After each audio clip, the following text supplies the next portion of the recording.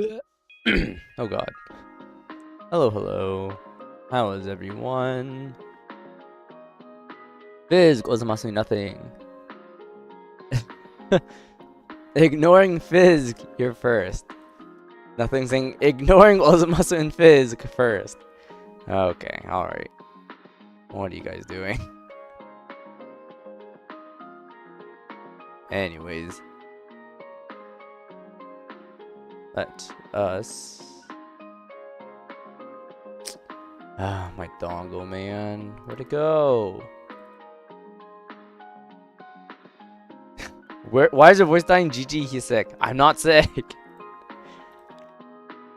If anything, it's just dry. I will say that is like one of the downsides about playing this game.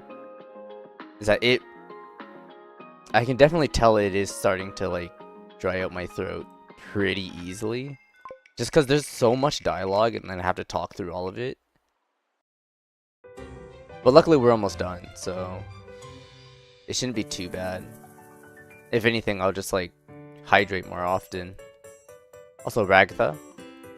Okay.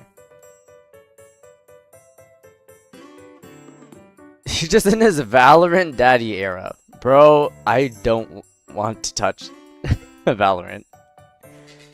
I've played it once. Like, was it like back when it was like in its beta, right? When like you had to watch other people play to get the beta key. But that's when I played it. And then after that, I just never touched it ever again. So yep. That's that game. Anyways.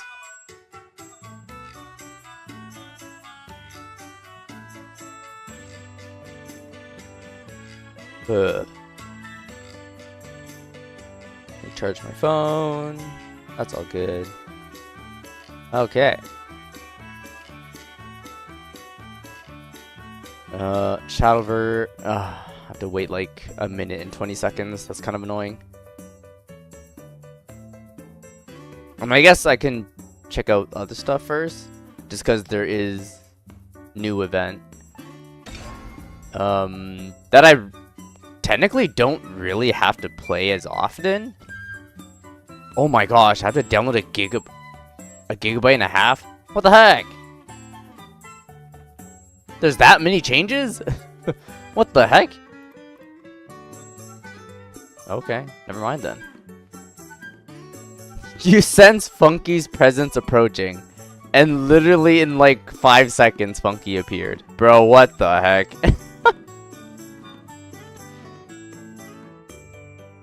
Dang, the timing.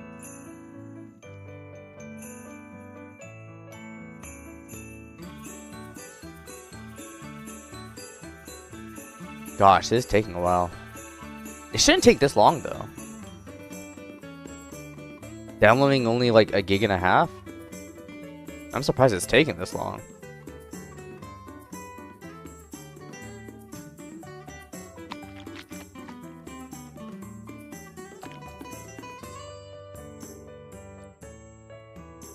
You heard nothing call for you. Okay. You literally smelled him. Okay. A king always come when he is called. Sure. Or a king just calling for their peasant.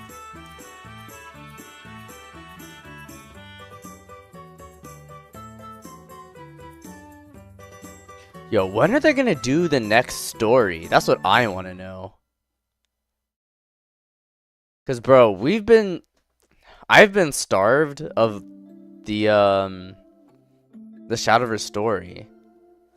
Like, we only have 3 characters. And it's only their backstories. Well, I guess 4. Right. The Ryzen was the very first one. And then Cowdy, and then Galen. Oh, and Diao. I do not know how to pronounce this.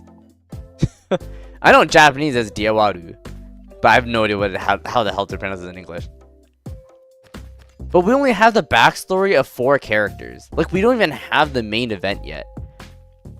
Like, if you go to the story, they literally show you like what the main event is about. Right? It's called the Feast of the Wolves, and it's essentially they grab, I don't know, I guess just specific strong characters from different worlds, and then puts them all into like one world to basically fight amongst each other. That's literally the story. But we haven't even got there yet. We're getting people's backstory first. Like, bro, it's taking forever. Okay, luckily it wasn't downloading like 0 to 100. It was 0 to 50. And then once 50%, then it was optimizing. So that's what it was. That's why it seemed like it was taking forever. But we're good. Okay.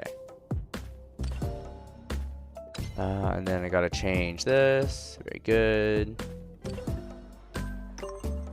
Messages. Yep, gotta get rid of these. Very good. Did the quest change already too? They did! Okay. So now all I really have to do is spectate a match. And... right! Yudi now has specialized decks to fight against her. That's actually really funny. And apparently Fridays is a gimmick deck, which I am very interested on how they do that. That is good to know. Events. Oh, the 5-time bundles, but that's fine. I'm not buying this. Get out of here. And what was the other one? Dungeon crawl. Right. I also need to do this as well. Although it's really just for the shop. Oh, what the? Oh! They're slowly bringing out more rewards with each passing week. Oh, that's sick. I didn't know they did that. They're basically incentivizing me to play. Before, they didn't really do that. They kind of just gave you all the rewards and that's it. Which is fine, because like it's just... really, you're just doing daily missions anyways. Yeah, Battle Dungeon as well. To do that too. Okay. I kind of wish they updated the Battle Dungeon. Like maybe like one more extra fight or something. Kind of sad they didn't. Anyways. Okay. Thank you, Shadowverse. Oh, and thank you, Funky Music. The freaking me channel. But as like a lo-fi version. Gosh, I love the me music, man. Those are so good. Bangers. Oh, what the heck? Yo, what kind of window size is this? Okay, there we go. Oh, right, hold on. Gotta mute it because it's very loud. Half, half. 1, 2. Okay, we're back. Then let me load. Import file 8. There we go. Oh, and a smaller dongle. Sure. Warp. There we go. It touches Ragatha. It does not please you. Okay. Alright, Moth. I'm back. Does he have anything to say to me? Hey, buddy. Yes, hello. Welcome back. Yes, hello. Oh, that's it? Okay. Back into the game.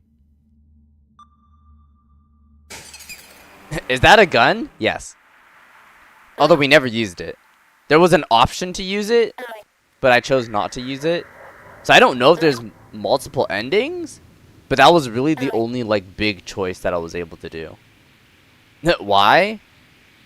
The gun was brought to essentially break open the container in case we were forced to break it. You can choose to break it or not, but they said that you can still open it in like different ways, so I just chose not to forcefully break it. Alright, back to the embassy.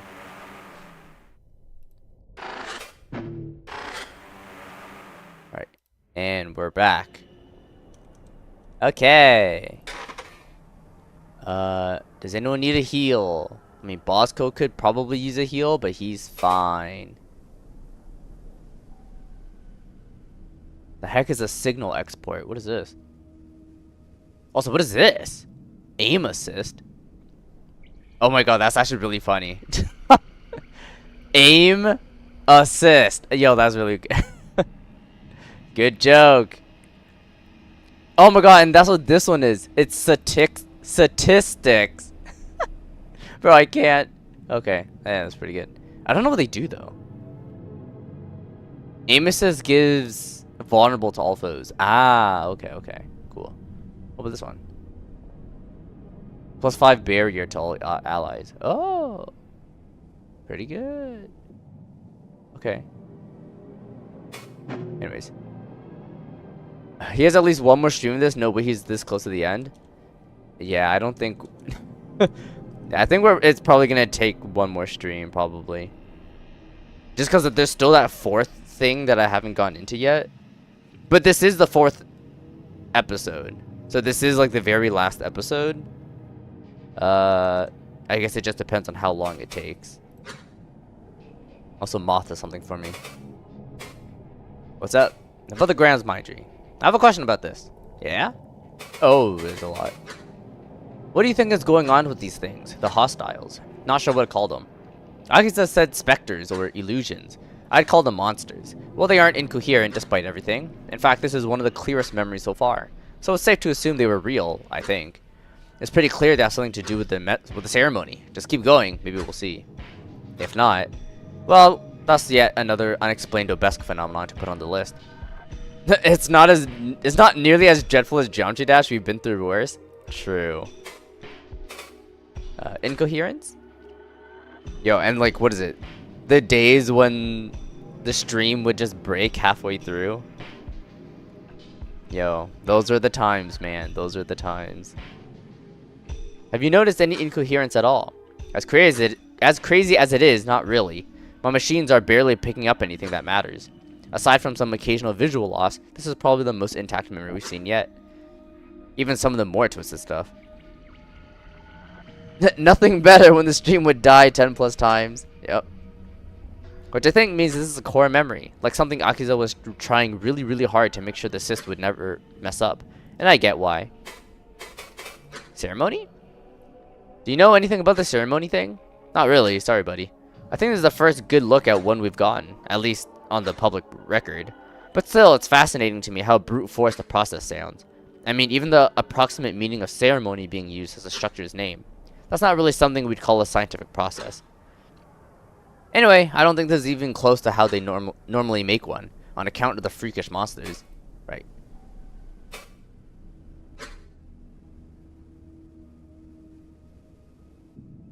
Your core memory was stream crashing? Yep. You watched Paprika this Sunday with some friends and it was so weird. You're like, what are you seeing right now? Were they sober making this? Really pretty art though? Yo, nothing. Bro, Paprika was something else, man. Like, what the heck was going on? Someone is tripping. Here's the thing about Paprika though. Like, I particularly didn't enjoy it. I understand the appeal of it, but I also feel like a lot of people only liked it because of the... was it the creator or the director? I don't remember who it was. But there was like a specific famous person, right, that was involved in it, right? And I don't remember who it was. But I just remember some famous person was involved in making a new movie. That was Paprika. And that's why a lot of people liked it.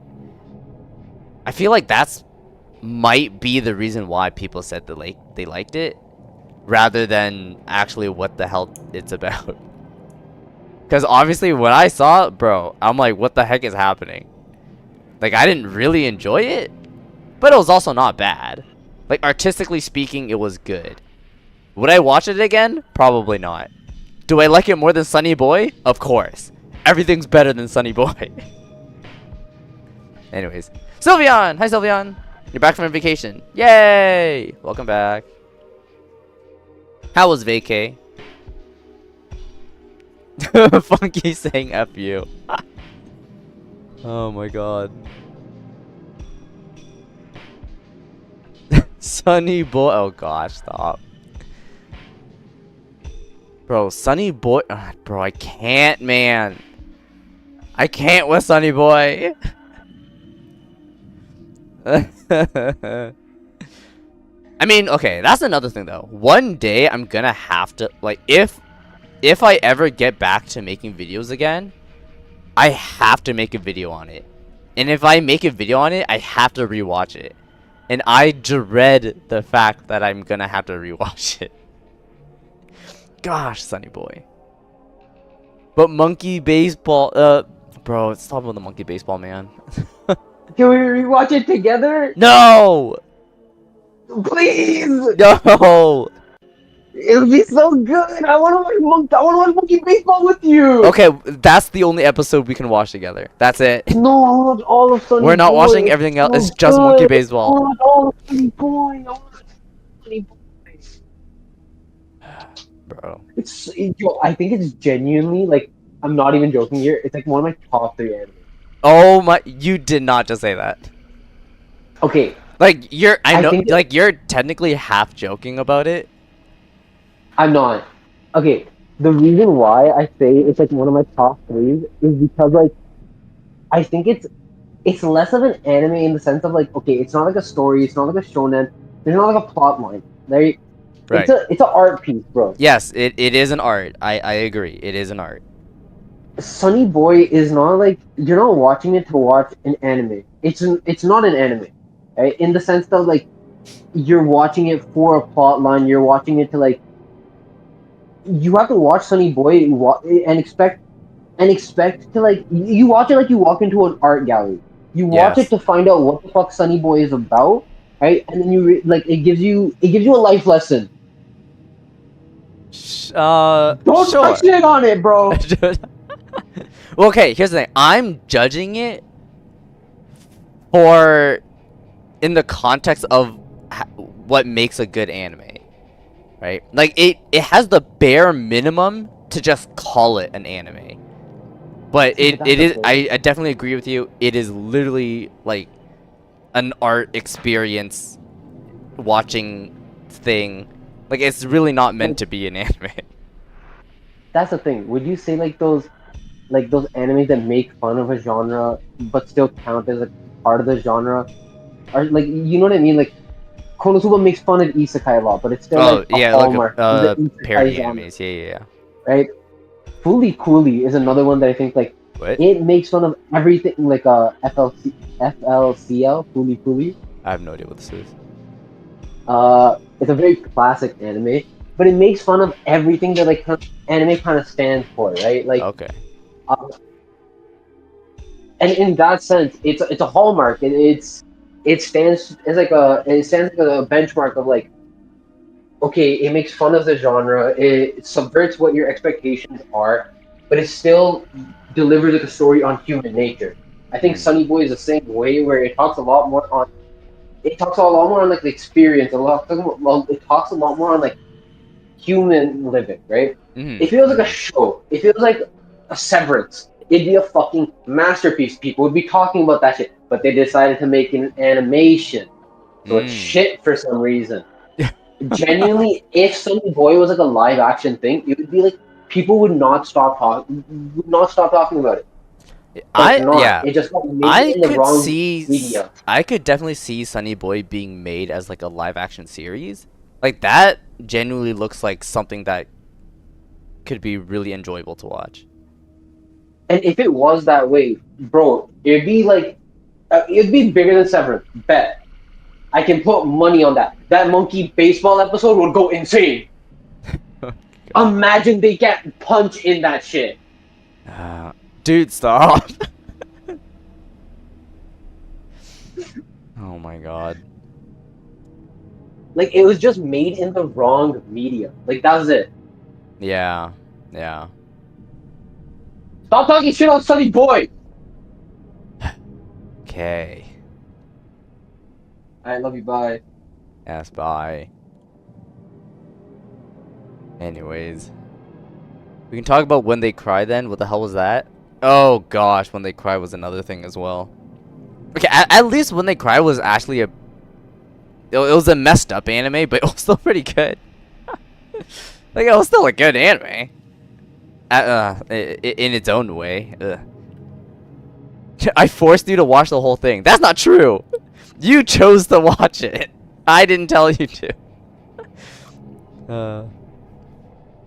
But then again, When They Cry was also... It was better in... Like, it makes more sense in its original medium, right? Because it was initially a visual novel, right? So, like, in the context of how it would be in a visual novel, it makes more sense, right? Because then, right, with each iteration of the loop, right, you're choosing different decisions in that visual novel, right? So it's easier to see it that way. Compared to when you're watching it, you're like, what the hell is happening? Until eventually, as the seasons go on, you're unlocking other people's perspectives, right? And then even just reliving, right, the same timeline, but like one little thing is different, or like you get a completely different perspective of certain things, right? So it makes it really cool, despite them basically keep reusing, you know, the same events. Although I guess another weird thing is they did change animation studios like somewhere halfway through. That was kind of strange, but honestly, it was fine. Also, they left so much stuff on the visual novels, the anime, that you feel missing context even when you watch everything. That is true. Yeah, I did hear fans were saying like they did miss quite a bit. But yeah, yeah. Also, Radiant. Hi, Radiant. Hi. Oh, sorry, Sylvian. I didn't see your message. They changed really hard just to balance in Shadowverse. They did. Well, okay. I would say they... Yeah. As in, they definitely hit Force pretty big. Sword makes it seem like it's not that big of a change, but it kind of is. The Haven one is nice.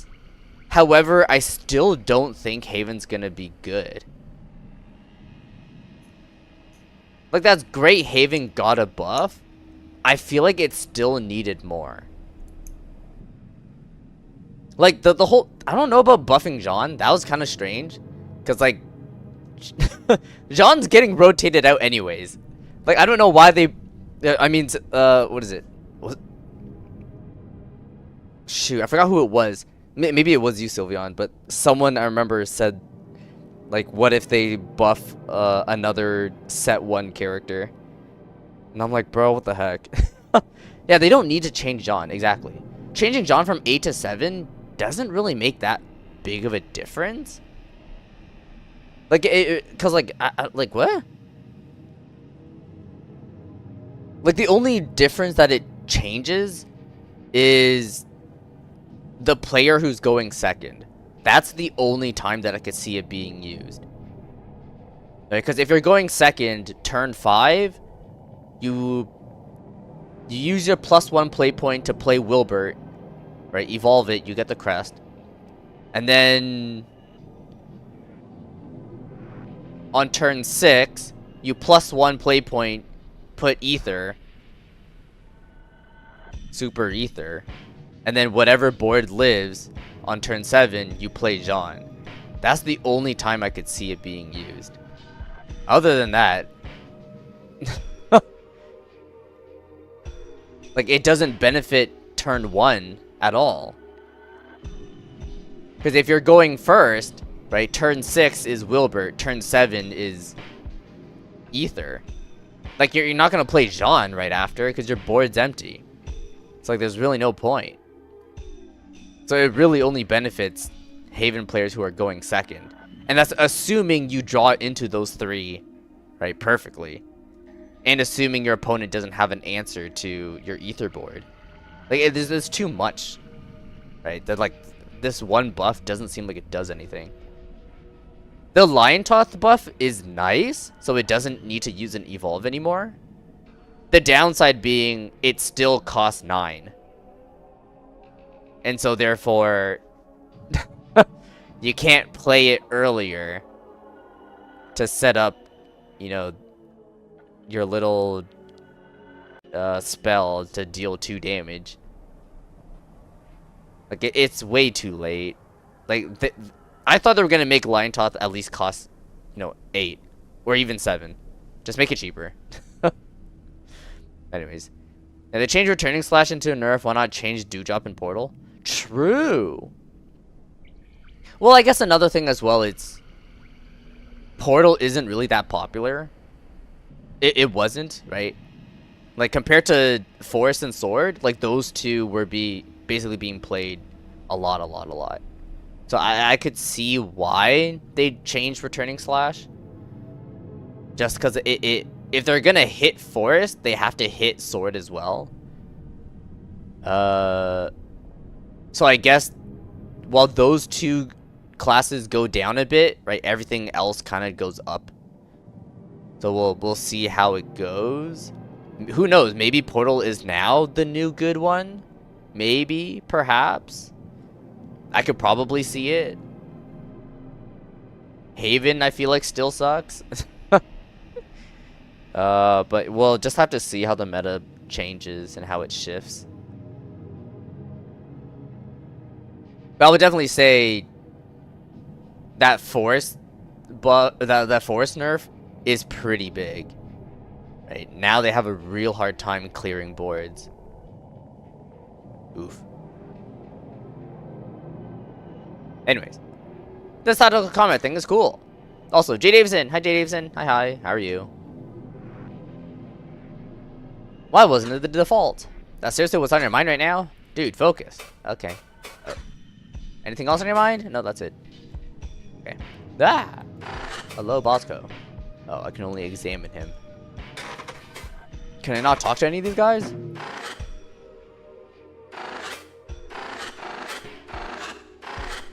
Dang, I can't talk to anybody. This sucks. Okay, we'll save. Yeah, what is this? Consider refreshing. Positive performance impact. I don't know why they tell me that. I mean, I'll refresh, sure. But I don't know why they want me to do that. It is very strange. Yeah, now when I save / heal, they don't tell me to. Yeah, very weird. But okay. Proceed. Finding every door to be inactive or warped, trapped in this dead end. We convene near the inoperable dull mine entrance. From it pools black spire blood, implying a collapse within. It obscures the luminescent floor pigmentation, leaving us with sparse ambient light. We are lit only by the window and the horrific dull light of the overlap. Bosco watches over the path behind us. While Tazik has started to stand, still looking ill, he raises a claw to say that he is fine. Kavik still moves to examine him, but then freezes in shock, checking his own connector frantically. He is the first to speak, sharing what we all began to realize. The time stopper! It is not responding!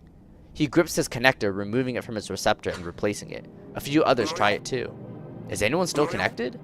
It could have not have been destroyed. We would have felt it. Nothing. I felt it stopped after we fled, but I had hoped it was just a flicker. Our one remaining advantage, gone. Could Vakoa have noticed our use of it? Somehow diverted focus from the ceremony to seize it? We must assume it to be lost then. What do we still have? Vakoa's creature will be upon us eventually.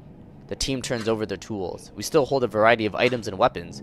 Bosco and I have decent capability, and Milsa has good reaction times. But without a wealth of independent combat experience between all of us, we still stand a little chance. Okay. Now, what is this game? Oh, it's called corru.observer. It's oh god, this is so difficult to explain. It started off as like a point and click, and then it became a bullet hell like Toll, and then it became like Earthbound, like a classic JRPG, and then it became like tactics, like Final Fantasy Tactics fighting. or like Fire Emblem. So it's a weird mix of like a bunch of different genres. But essentially, the game primarily focuses on the story and like, and it's very sci-fi. But yeah, a lot of dialogue, but it is just it's very plot heavy. What are we playing after this? I believe we were playing Ultra Kill after. Just because they had an update. When was this update? When was the Ultra Kill update? I just don't remember. Let me check.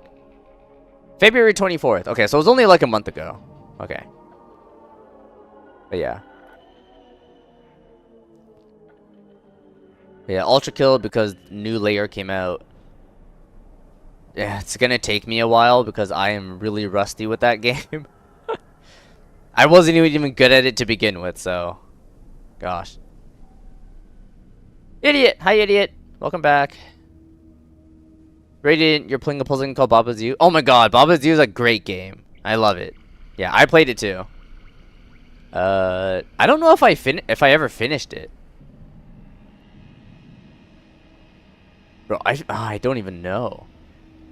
I've played Baba's You like a long time ago. Like a very long time ago. So I don't even know if I finished it. I think I did? I don't know. I haven't played it in like forever, so I have no idea. But it is a good game though.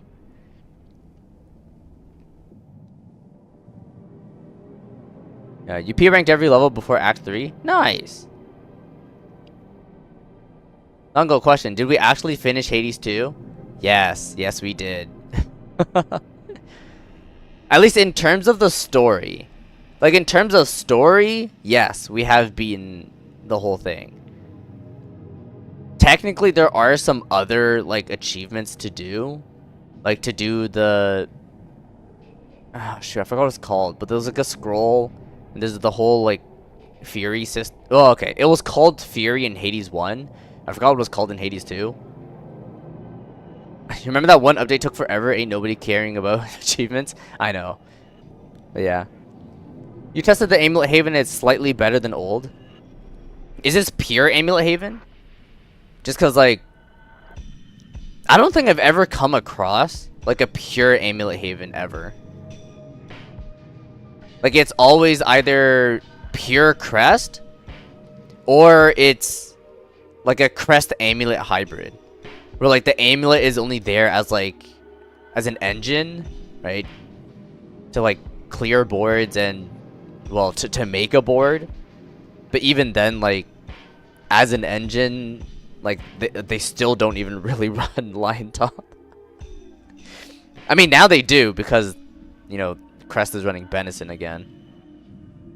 Okay, it is pure amulet. Okay. Sick. I mean, I would like to try it. Just to see how it is. I'm curious on how well it does.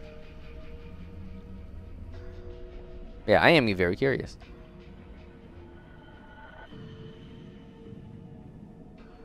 After a month of forgetting to you finally beat Elden Ring? Nice! Very good. You beat the world map, then beat the world map you get when you beat the world map, and then you beat the map you get when you beat the map when you beat the world map. Got it. Okay. Oh, okay. We will stand little chance, not to mention the impossible nature of our foe. Makoa is unstoppable, untouchable. And the foes that preceded her were formed from the air itself, illusions, like specters left upon the stage by those she has claimed. But, does she really want to hurt us? No, that is a stupid question. She obviously does. Why else would she have killed Itzel? But she let us live. I was right there. Karik too. And yet she chose to send us here and not give chase. A dark corner where she holds a clear advantage? It does not make any sense. Whatever the truth may be, the result is clear enough. She, or her likeness, is still an enemy that must be dealt with. I start to consider our options with the rest of our team in silence. But all at once, the guilt of what has happened falls upon me again. If this place is to be our graves, if we are to be usurped by parasites, they must at least know what has dragged them down into this pit with me.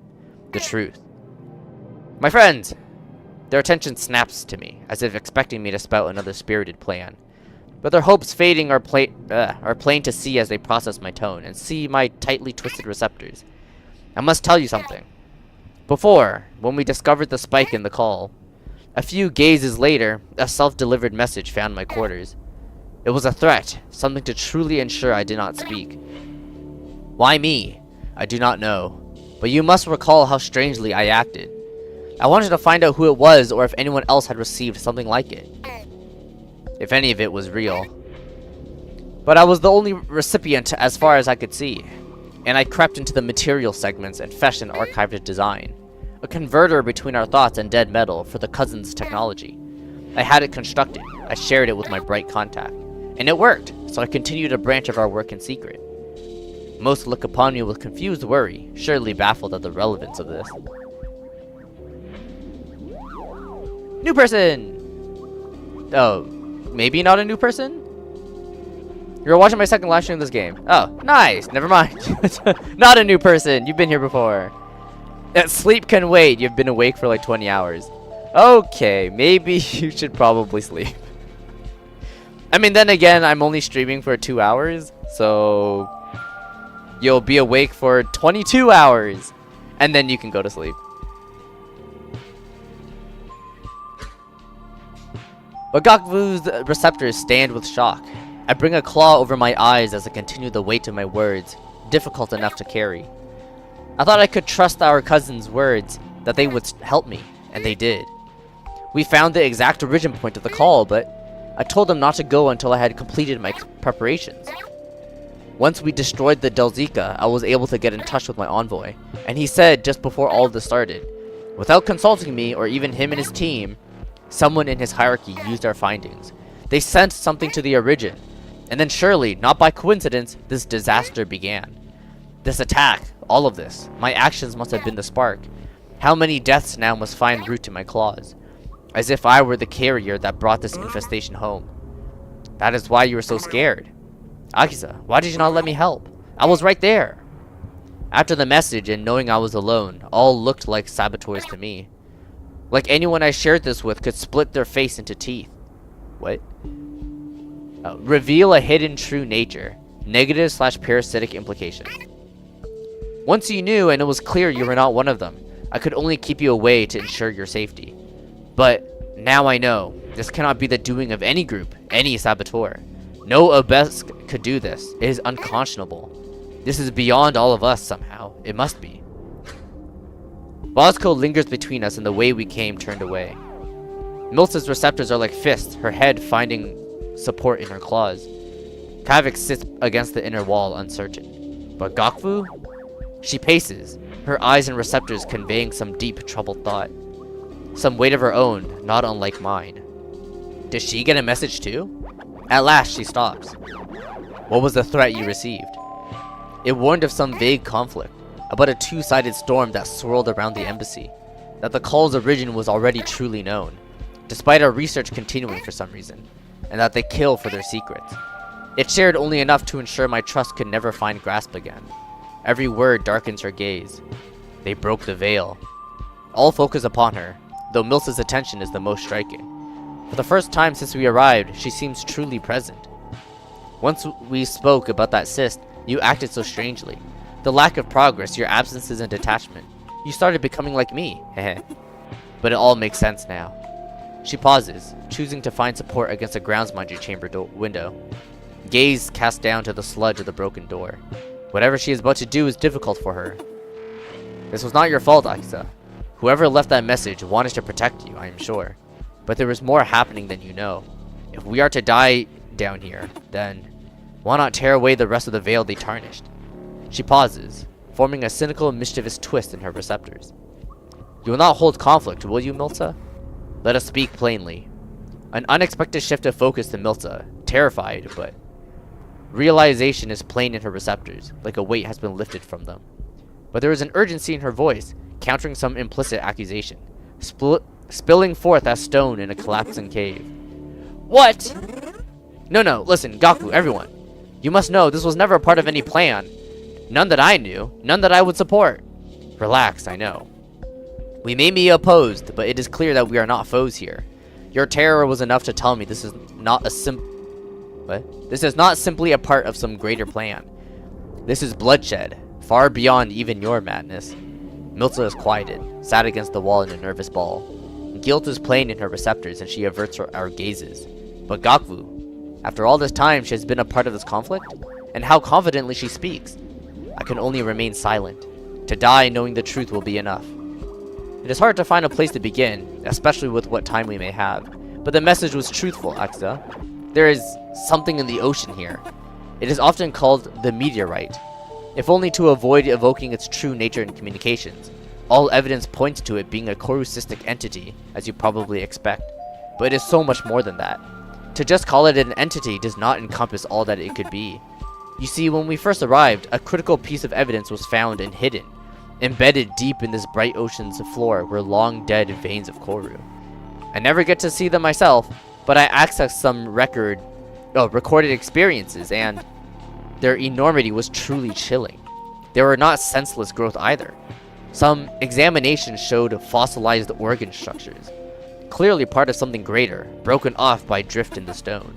Yes, the meteorite has been dormant here for a very, very long time. But how long, and where its true center lies now, these things are beyond us. However, enough is known that we are certain. Whatever it is, wherever it is, it must be the source of the call.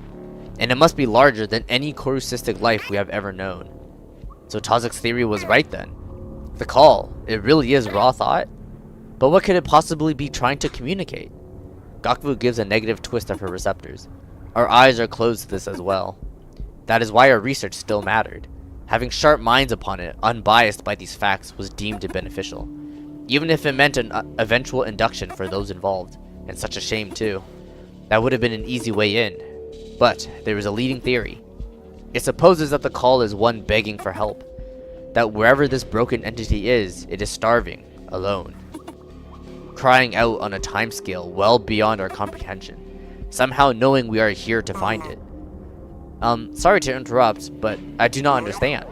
Why would this be worth killing over? This is hardly a secret.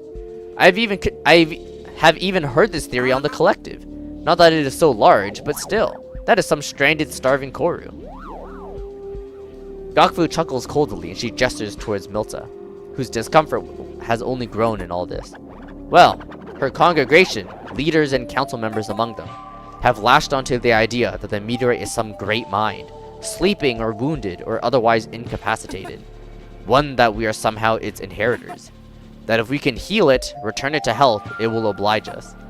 And join our minds into something infinitely more powerful than anyone.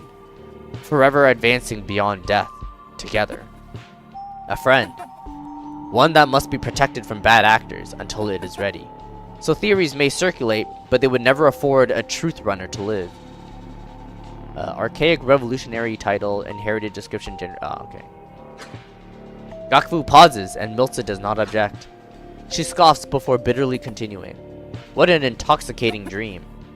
If the meteorite or its call were to seize our minds, if it finds us, our devices, if it ever really sees us, her gaze shifts to the warped end of the hall, fading into the overlap. Then to Tazik and the wounds we are still tending. Well, here we are. But this attack, this seizing of the core, the embassy, this is only a demonstration of what may come. To it, we must be specks of misplaced flesh, lost in wandering. The naivete to think such a creature so far beyond us will be kind enough to let us continue as we are.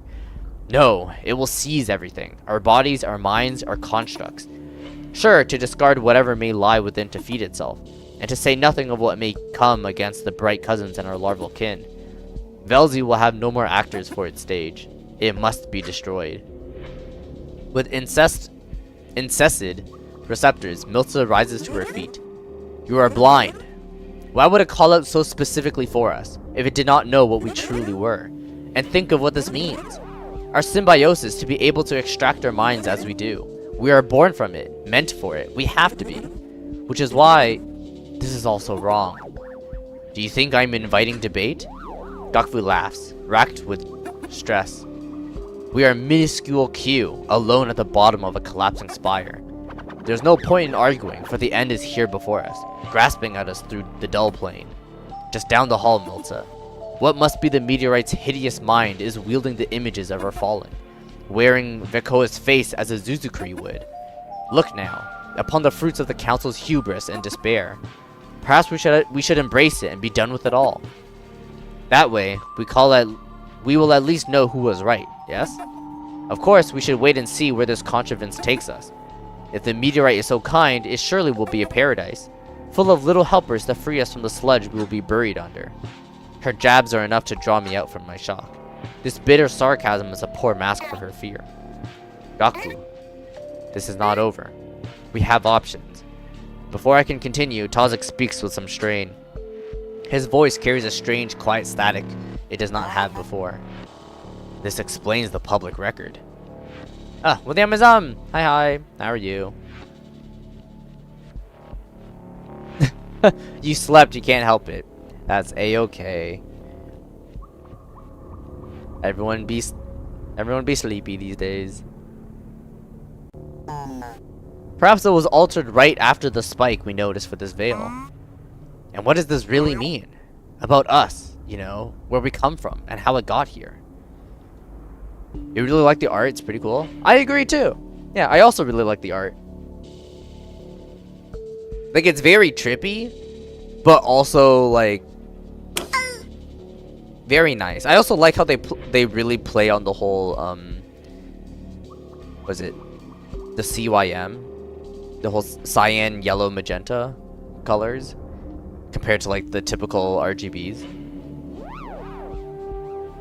Also on the Amazon. Steve. Yes. Steve. Where's Steve? There we go. Okay. Okay. Who's the purple person in YouTube? Your eyes can't read the username. What? Oh. Mka? I don't know how to pronounce her name. MKA. I don't know how I pronounced it before. I think I also just did Mka before. Or I literally just said MKA. Who knows? New? Yeah. Maybe not like new right now, but they were new when they showed up when we started playing corru.observer. They are relatively new, yes. Milsa and Gaku both express exhaustion in stance and receptor, briefly meeting gazes. MK, lol, or Mika, that's nice too. Okay, Mika sounds good too. All that is known and unknown is too vast to cover in the time we have.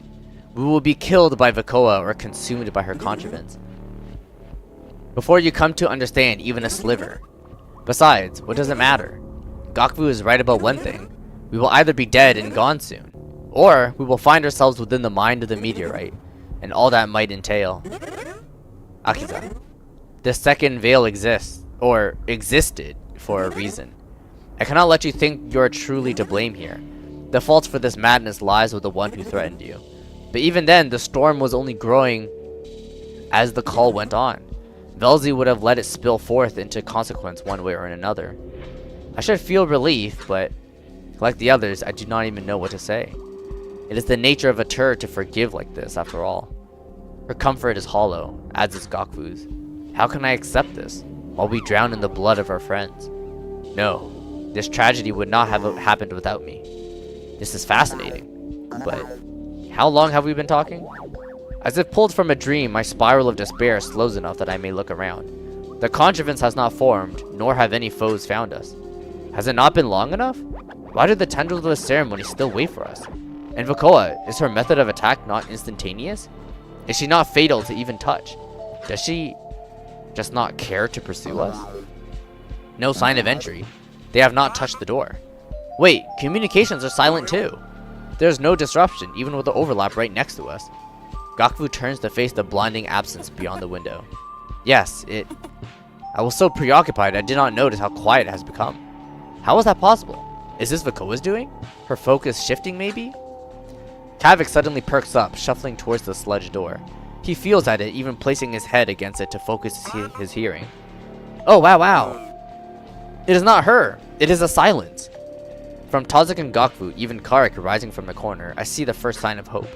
They stand in preparation as if Kavik has just formed a new plan. What do you mean? A silence? I should have known! Dull minds always have silent spires, but they are so rarely used. That explains why the dull mind was gone. And the time stopper. Akiza, silences are artificial shapes within the dull plane, designed to be isolated from all other connection. You can think of them like bubbles or cages. They must be entered physically, you see, but they always must be maintained with active constructs. I see. So there may be other survivors sheltering here? All eyes turn to the broken door. The spire blood that oozes from it is surely a facade, or maybe the result of a rough barricade. So without another word, we set upon it. Bozko is slow to move from his post, but his strength will serve well in prying open a path. There must be someone. Extensive interaction continues. Interact with proceed marker to advance. You got all of that? Yeah. Jesus, dude.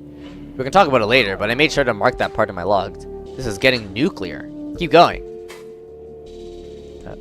Okay. I'm assuming I can't talk to anybody again. That's just examining everybody.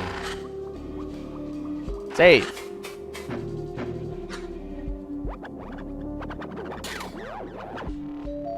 Okay, yeah, they want me to specifically click proceed. Sure. Does Moth need anything for me? No. Okay. By the how's Steve Stevenson coming along? You're curious? I would say I'm like 3/4 done of the first part. I would definitely say it was what is it?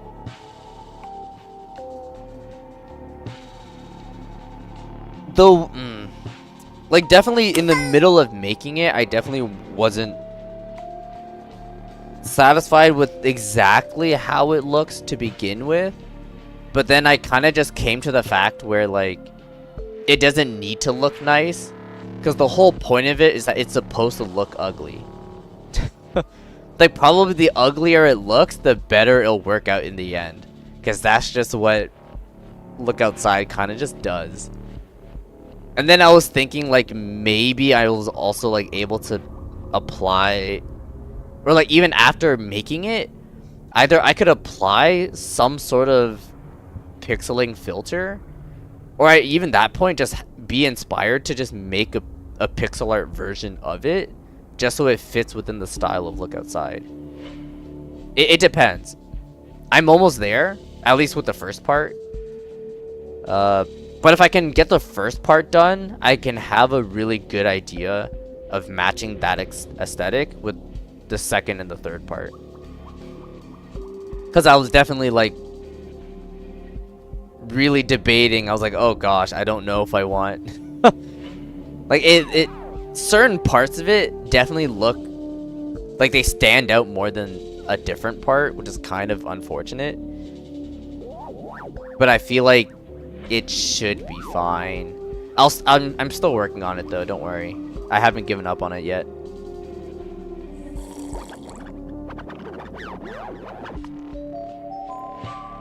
Also, Hassan! Welcome back! Hi, Hassan. Don't you should try Silk Song after this? I already played Silk Song. I already did. The VODs are on the channel. We already played it. Oh, shoot, that's something I need to do. I need to update my playlist. Shoot, I keep forgetting. Yeah. I need to update my playlist of the games that we played on the channel. Like, the VOD is there, it's just that you're gonna have to, like, scroll through, like, really go back. But yeah, hopefully later tonight, or, like, tomorrow, I can, update the playlist. So that way, like, people don't need to rummage through the entirety of my VODs to find it. Honestly, I'll probably just make a note for myself to do it. YouTube playlist. There's a lot than just updating the playlists. When's the next main channel vid? When's the next main channel vid? Bro, I don't know. I don't know. I was actually debating whether to just make something today or tomorrow and then just upload it on April Fool's Day. Just to give people, like, false hope. Just cause, like, I don't even know anymore. Like, when was the last video I made? When was that? Let me look that up right now. When was my last video? Let me see. My last video was... It was over a year ago. Oh, that's not good. October 3rd. It was more than... Oh my god, it's basically almost been like 2 years. Holy shoot. Oh wait, but then that's just a main video though. Technically, I made a short last year, June 17. Okay. Man.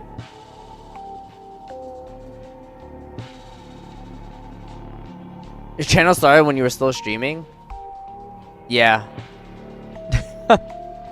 Yeah, I don't know if anyone has seen, like, the very first 2 videos that I ever made. But they were literally... It was just me and Funky just playing League. And that's all it was. Like, I remember... Yeah, bro. 2019! That was 7 years ago. Holy shoot. Just cause... What was it? Yeah, Funky was Oreodactyl back then. Yeah. Those are the times. Yeah, I was still in school, and I was learning how to edit videos. And so then, after taking those classes, and also I guess during those classes, I was like, oh, I want to make, like, I want to try making, you know, I would just want to try making videos for fun. Right? And then, like, that was back when me and Funky, we were just playing League, like, pretty much every day. Right? And I realized there were so many funny moments that happened that I was like, yo, I should start, like, recording these. Luckily, I also had a really old, laptop back then. So, like, making videos was actually a bit hard. But also, I couldn't store, like, hours worth of footage, right? Because my laptop literally did not have the space to store that.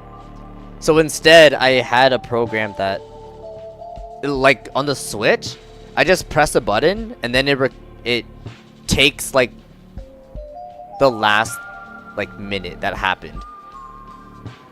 So then just doing that, and then I just made compilations of what just any funny thing that happened. And I just did it. So it's just really funny. Yeah, it was our loser arc. You will die remembering me trash talking your locks. Bro, dude, that was so funny. It was so funny. Oh my gosh.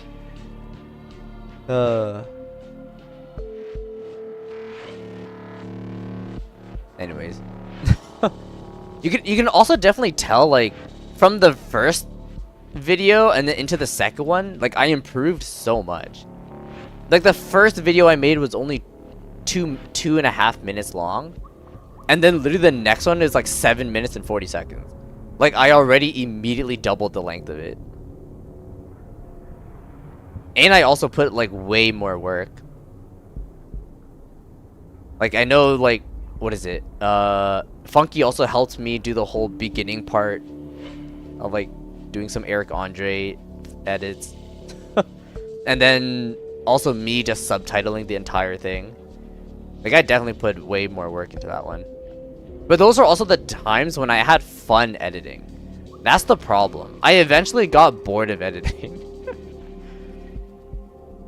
Like, the one where Funky was fighting Jevil as well.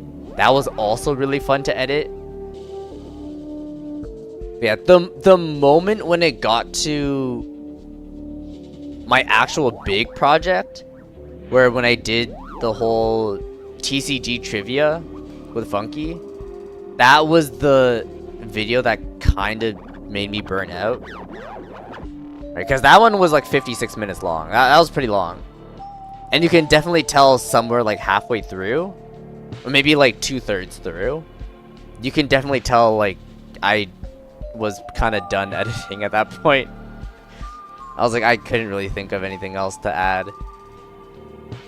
And then after that, then like I think that's when all the shorts came in. But yeah, I just learned that I just really don't like editing. Or at least if I am gonna edit, I'd rather edit funny moments rather than making like a constructed video. Because then I'd just be more critiquing about it.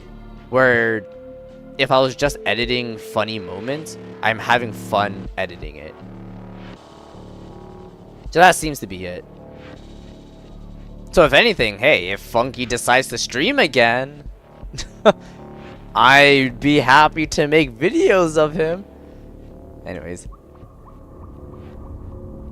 Alright, bye. Bye. So Sylveon, you didn't expect Villaria to be a Battle Pass leader. Isn't it too late to put her since Omen's getting old? True! Yeah. It was very unexpected. Because like usually, right, the Battle Passes are only relevant to the most recent set. Right? And since the most recent set was Apocalypse Pact, you know, we were expecting a leader from there. But nope. Instead, we went back to Heirs of the Omen? Which is weird. Because what, Heirs of the Omen was what, set 3? Not even Blossoming Fate. Right, Heirs of the Omen was before that. That's so weird. It is very late. I don't know why they... Yeah. Does that mean the next Battle Pass is gonna be even older? We're gonna reference back to, was it the second set, Infinity Evolved? Bro, I can't. Isn't she like the most popular Omen? I have no idea. I don't know. Did they make like a poll? Also, Valaria being the most popular? Interesting. I would expect like, you know, Sincero or something. Do I even have a favorite Omen? Do I have a favorite Omen? Who's my favorite Omen? Ooh, that's a good question. I don't know. You think so? A lot of people like her? Wow. Everyone likes the child, apparently. Alright, Moth, you have something for me. Dull monsters, a hidden obese conflict. This is what we've been looking for. The big guy's gonna go crazy when I turn this in. About the grounds, mind you. Meteorite. Ah. Who likes children? What happened? What did you miss? Of course. The moment I mentioned children, nothing suddenly comes up again. Basically, in Shadowverse, we have battle passes. And within the battle passes, you can get a free... Well, okay, it's not free. You technically have to pay for it. But you get a leader. And usually, right, these leaders that they give are relevant to either the most recent story that came out or just the most recent pack that came out. Right? That's usually how they always do it. And so right now, for some strange reason, right, when the new battle pass came out, we have a leader for a pack that was released like 3 sets ago. So it was very, very strange. Like, why is it so late? Like, why are we getting this leader so late? Like, it should have been here earlier. So we were just questioning, like, why is that? Like, why now? Like, is there a reason for it? Or like, maybe they were just late with it. Like, I don't know. It's very weird. I mean, I won't say no. I'll like, that's great. I am getting another leader. Yay. Hopefully it looks good. Because right now, the runecraft leader I'm using is Whamdis. Because jellyfish. Why are children leaders? I don't know.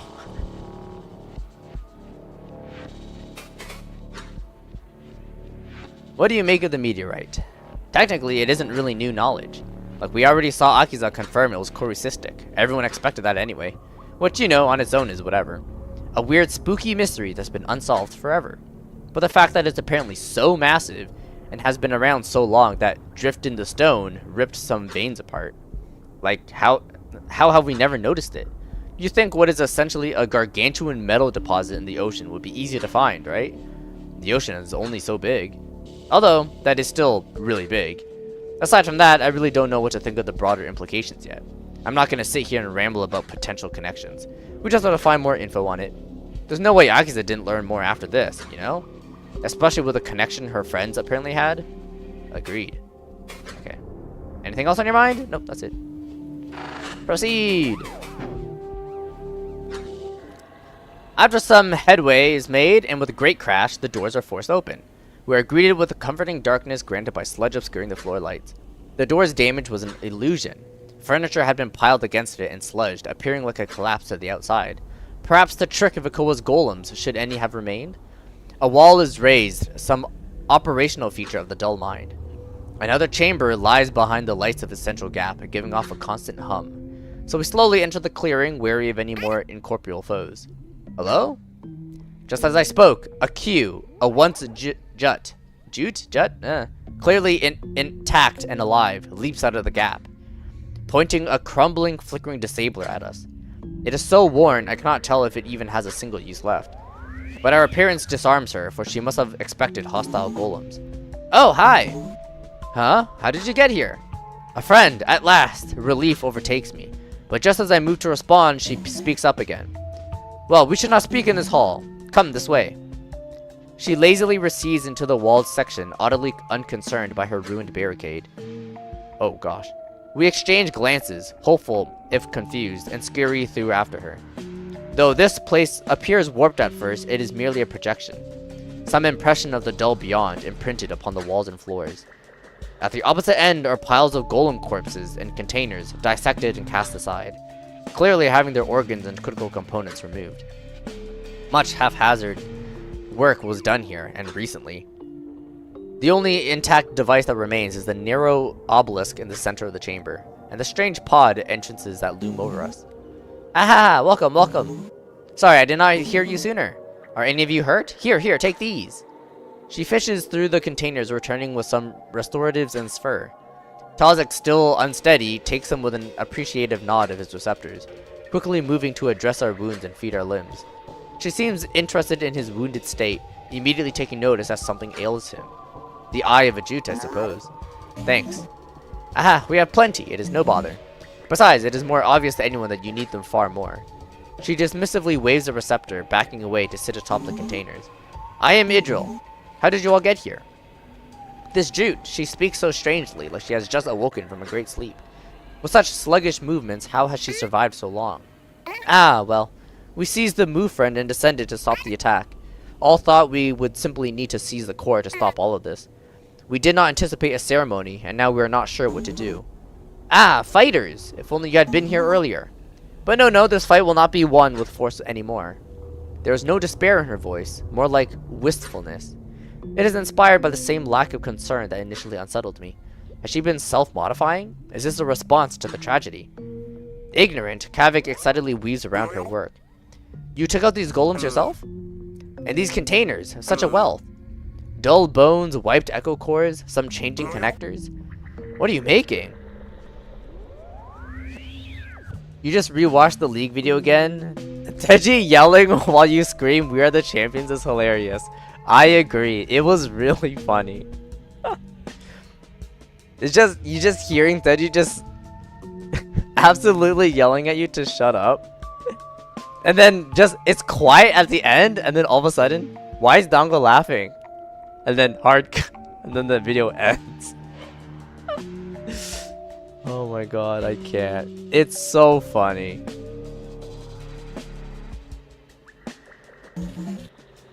Oh yeah, silencing spires. You see, me and the others, we had this big plan. We were going to enclose the grounds monitoring core in a silence, then retake it. And we actually did make a lot of them. Oh, alright Sylveon, go eat lunch. Bye-bye. We even had half of our team to go up into the spine, placing them in the archives overhead. But once the ceremony truly started, well, it grew too large, too fast, too feasibly contained. Our spires are probably only slowing it down now. Hey, what is your name? I feel I've seen you before. I'm Kavik, Call Research Technician. Although I did work on the LifePod project for a time. Ah, well met, my friend. Welcome to the Dull Mind.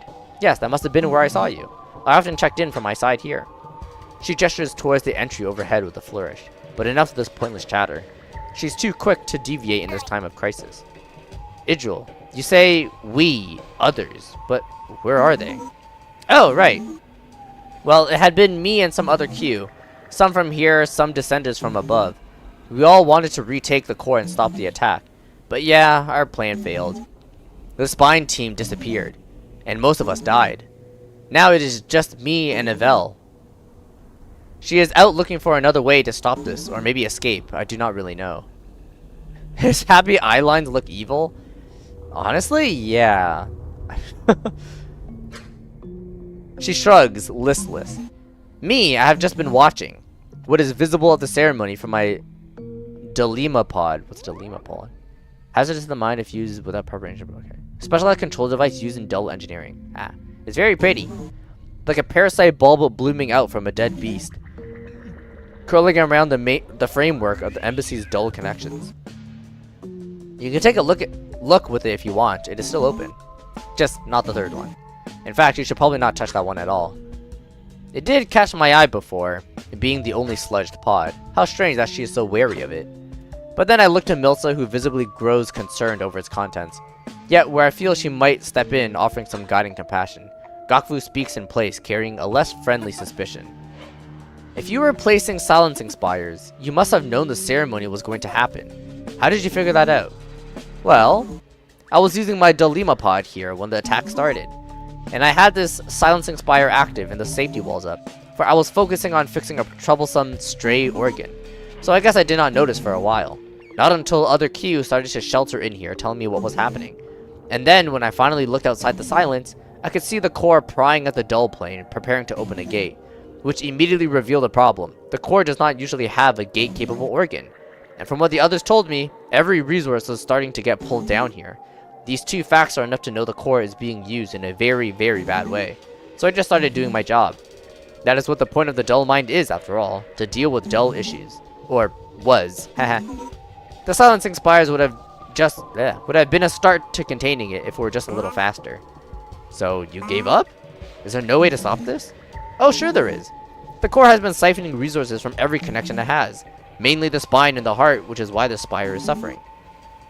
We would just have to sever the core from its resources. Probably with bombs, which we have the materials for right here.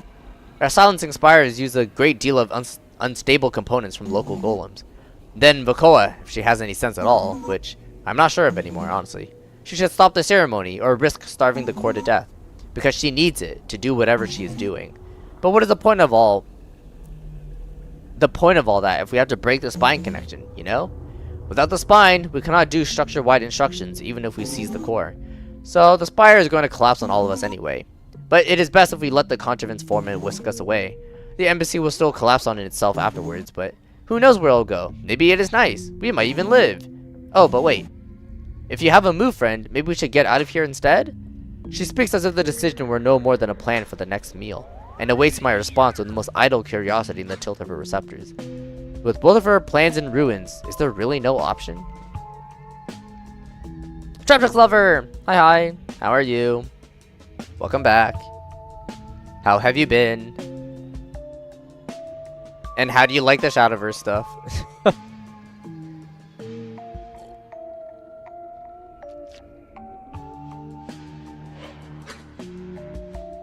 The voice of someone who doesn't want to do their job. Oh, okay.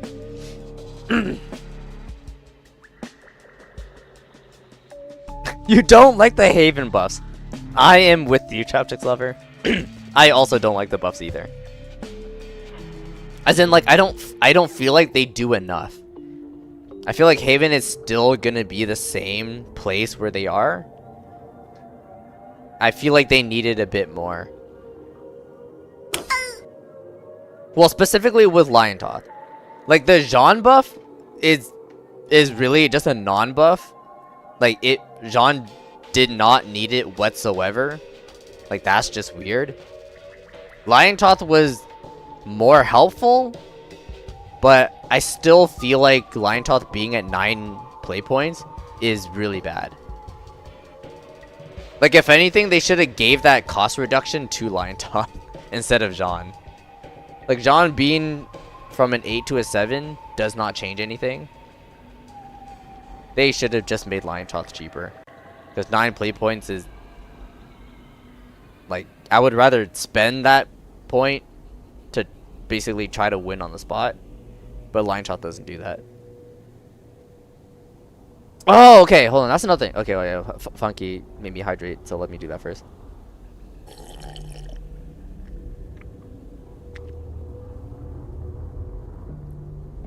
Okay. That is also another video that I was debating to make. I wanted to make a video on Shadow versus card designs. And like specifically in the the game design aspect of what they're probably thinking of when they make cards. Cuz one of the things that I've realized like while playing Shadowverse throughout all this time is that there's surprisingly a couple of Zirconia clones and then specific play points, like 5 play point stuff that specifically counters Zirconia, which is so funny. Which I'm like, that's actually, yeah, like it makes sense. Like your first, at least when you're going second, right? Your first evolution point is on turn 4. So of course you're gonna need some 4 play point stuff that you'd want to evolve immediately. And lo and behold, that's Zirconia. She's like the base character to do it. And then like later on, as more sets are coming out, you notice there are other cards that are basically Zirconia, but in other crafts. And I'm just like, that's actually really funny. How they're just Zirconia clones. And then you can see, if you're going first, right, and you have 5 play points, knowing that you're expecting a Zirconia, what do you play to counter Zirconia? And then I'm like, what 5 play point stuff that uses an evolved that counters Zirconia? And then I thought, Anengreya, Zwei, right? I'm like, huh. And technically Glade, but that it technically requires, you know, a bit more like cards in hand. But like there are 5 play point stuff that uses an evolve that's specifically used to counter Zirconia.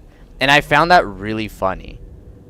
And I'm just like, that's something I want to make a video on, to like explore that thought and also explore other play points other than 4 and 5. Because the other one, right, is 7-6. Right? On turn 2, right? You have 6 play points. That's your first super evolve turn. And then going first, turn 7, that's their super evolve turn. So then I was thinking, what other cards, right, that you want to super evolve, right? And then others that like counter those as well. I haven't looked at them yet, right? But that was like an idea I wanted to do. And then I also wanted to talk about everything that's like 8 play points and up, right, is pretty much meant to solidify a win, right? Because Orcus being like the most obvious one, right, at 8 play points, and then Albert at 9. Right? Like, there's so much that are so similar. Like, they're meant to be big play points, you play it, you should be expected to win. And then it also goes to show why other cards, right, aren't being played.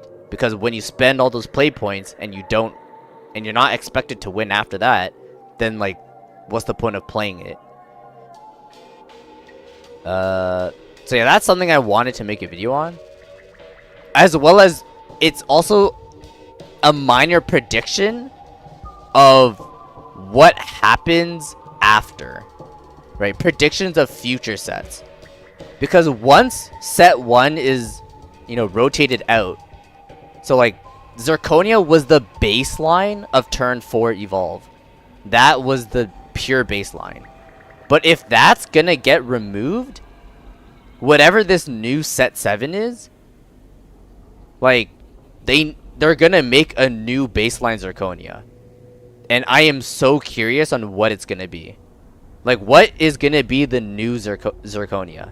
Turn 4, you evolve. What's to be expected now? Right? It really just paves the way to future 4 play point evolve stuff. So I am really curious. Forest already had yeah, Forest with the grandmother. Yeah, that is technically new Zirconia. A 6/6 with a 3/3 ward, and then another 3/3 ward, but in your hand. Yeah, technically speaking, it's not okay. I guess it's really hard to judge because they're both kind of similar, right? Because they both end up with a 6/6, but then it becomes what is the thing that's with them. Right, Zirconia having 2 2/2s. They don't have rush, but it's fine. And then with the grandmother, she has a 3/3 ward, and then you have another 3/3 ward in hand. It's just that you can't play it that turn. You have to play like another turn. So like they're both kind of similar in some ways, but then we'll really know once we see other classes. And, like, what's their 4 play point? And does it copy Zirconia? Or, like, does it copy Grandmother? Yeah, Zirconia is special because the buffs exist in board. That's true. Yeah. Because, like, what is it? The one card that really, like, told me, hey, this is a Zirconia clone was Cynthia. Right, in Forestcraft. Cynthia is basic. It's just Zirconia. But in Forest. Right, you evolve her, she becomes a 6/5, I believe. Right, because she's a 4/3 to begin with. Makes 2 1/1 fairies, but then buffs fairies by +1/+0. So then it becomes 2 2/1s with rush. So it's just really funny. Anyways. It hurts your 2 brain cells. That's okay, don't worry. I'm kind of done with the whole premise. But I did want to like make a video on this just because I kind of find it fascinating. And as well as like I'm still a bit experimental with what I want to do with this channel. Right? But specifically making main videos. Cause what is it? Like I still want to make anime content. But I just also want to make videos on just stuff that's just interesting to me, right? But I know that's not good for the algorithm, right? Like you kind of want to focus on one thing only, but then again, I still haven't really found my niche yet, so therefore I'm okay with experimenting, and then based on how things go from there, I can find a niche. So I can still continue with making anime content, see if there's a niche for that. Or maybe I can find a niche with Shadowverse. I kind of doubt it, though. I mean, it doesn't even need to be Shadowverse, but maybe just TCGs in general? Or just any other, like, card games in general? Maybe, who knows? But then again, it also requires me to pay more attention to other card games. Like, sure, I play Magic, Pokemon, and Yu-Gi-Oh! But, like, I'm not like fully up to date and on top of them compared to Shadowverse. Right, Shadowverse is the only one where I'm actually on top of. But anyways, yeah, this is a hobby for you. Yes, if you aren't happy doing one thing, you should be able to do anything you want until you're happy. Yeah, that's true. Yeah, I mean, I just also just want. I mean, it'd be nice if this could all work out, right? If like this could be my new thing, like to be getting paid from then on. Just cause like, okay, I'm gonna be real with you guys. Quarter life crisis, right? Cause what is it? I mean, you guys already know I'm 26, turning 27 in May. And like, bro, the job, like getting a job is hard. It's real hard. I mean, thankfully I have a job, but it's not like in the industry, like the field that I want. And even then, whatever I'm doing right now, like, it's not a job where like I can get promoted. Like I'm slaving away. So therefore, what is it? Like I need to look for something better. And finding that is really hard. So like I would very much appreciate if I could get this to work. I mean, I would need to put more effort into it, of course. But that also just means less free time to do stuff. And honestly, I could have more time, but then that requires me to not have a day job anymore. And that's kind of not a good sign. But anyways, now that's just me ranting. Quarter life crisis here. Ugh. Yay! We love living in the beautiful 2026, where the economy is messed up and the job market's effed, and the living crisis is also happening. Bro, everything's going wrong. The government is doing nothing. They claim they're gonna fix everything, but guess what? They claimed that like 10 years ago. The world's effed up. When's World War III gonna happen? Living is hard right now. I know. Yeah, the truth nuking. Yep. Yay! So let's forget about our problems and just play the game. Yay! Rodion! Hi, Rodion. Welcome back. Oh, Jay Davidson, you have something for me. Am I getting any snow where I'm at, or is it nice spring weather? It's nice spring weather now. Well, for now. I would definitely say majority, almost all the snow has melted.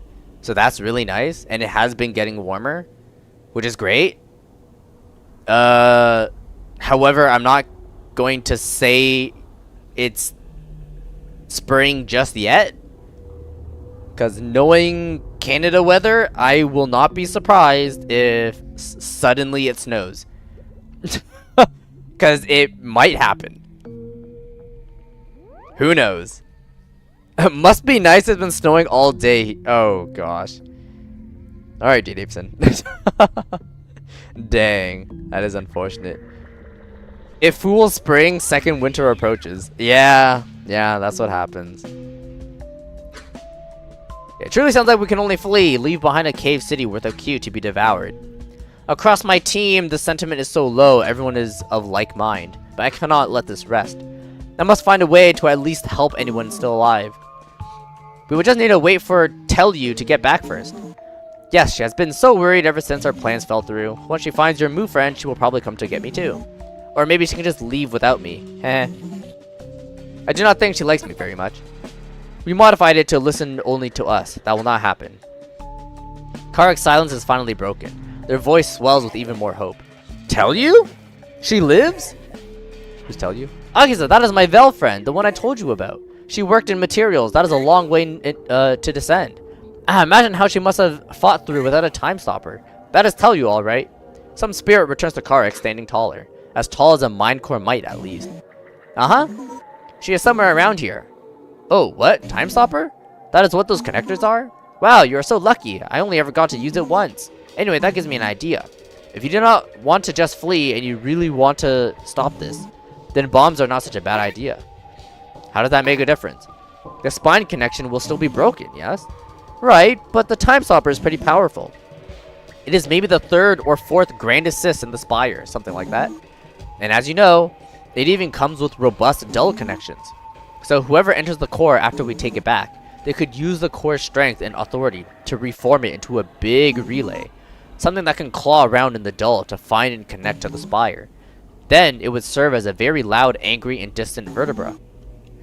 Obviously that is not ideal, and really not something that should be done ever. But we are past that now, right? This is insane.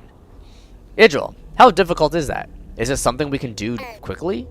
What I am really asking, is it actually feasible? Oh sure, the core comes with all sorts of natural impulses and knowledge. Between that and the Time Stopper strength, anyone could do it pretty fast. It would not be as strong of a connection, so you would not get very fine control, but it might be enough. And if Akoa chooses to keep the ceremony going, at risk of starving the core? Oh, then we run for the move friend and try to get out, because that would be it. Immediately I turn to the others. Out of everyone, Tozik stands out, steadying himself against a container, distracted. He notices my gaze and dips his receptors affirmatively. Insane as it may be, it makes sense, even allowing for an escape plan. Everyone else is similarly stirred by the possibility. Even Bosco, whose receptors plainly curve with hope again for the first time. If that is our only chance, even with a risk, yes, we will do it. Okay. Kavik, come, help me link these together. We will need to make some pretty strong explosives. We should have them form little silences around themselves until they detonate. In the dull plane, small silences are impossible to notice from the outside, so they should totally slip the ground's mind's eye. Oh yes, perfect. Let us do that. And then we can also put one in each of these containers, so they are more disguised. Ah, smart, yes. Oh, one issue, the structure. If we detonate the spine and heart, will this not totally collapse their chambers? It sure will. That is why we will have a little detonation cyst to remotely activate them. No, I mean, what if... Kavik, do not worry. The ground's mindery segment is built out of a rigid pale corru shell, and within it, each chamber is totally isolated, a safety precaution. It is standard for vertical spires. The chambers will collapse, but all it will do is block our paths. But the spine and heart are adjacent, so we will have a path no matter what. Alright. Kavik follows Idril's lead, leaning over the containers to pick up components. As Idril begins to connect cyst, Kavik pushes containers closer. It will not take long to prepare, so ready yourselves. The spine is just down the next corridor. Plant a bomb there, do the same in the heart. Then circle around and detonate from the lesser mind, yes? It will probably be safest there, since it is opposite to our targets. I see. Alright, the path is clear enough. We are aligned, Idril. But the Time Stopper is not responding. I fear entering this silence may have broken our connection. Oh no, it is fine. It does not work like that. Direct connections are more like tethers. We are still connected since we entered the silence on this side. Think of it like the tethers are bunched up on the outside of the silence, and they will spring back to us as soon as we leave. It will be a little unpleasant. Ah, what fortune. I see, I think. Thank you, Kavik. With all these revelations, all this planning, we have barely checked in with Tozik. He truly does not look well. His Q body is still strangely warped in the slightest way. Hard to place, but enough to notice. But he has not spoken of it at all, nor of what he saw upon connection. Something is eating at him, both physically and mentally. Even though Idril has set to work with Kavik, I must ask. Idril, did any of your team try to use the lesser mind? She pauses, Kavik at first picking up the slack, but soon noticing her apprehension. Yes. 3 of the others we lost tried to use them. She slowly returns to her process, merging some cysts together, returning her gaze to me only through a sidelong glance from the corner of her eye. That is what happened to your jet friend, right? Sorry, I was waiting for a good time to bring it up. We called it the contact affliction. I'm still not really sure what exactly causes it, but anyone who tries to connect to the core directly got it. They started to feel strange, like a larval illness. Organs started to fuse, then they entered a dreamlike state. One of them felt better for a little while, and even seemed stronger. But then, well, they started speaking madness, and we did not let anyone get past that point. She grows quiet again, turning up towards the third pod. Then me. Then Tozik, speaking to him directly. Listen. Once it starts to get bad, you should disconnect from the Time Stopper.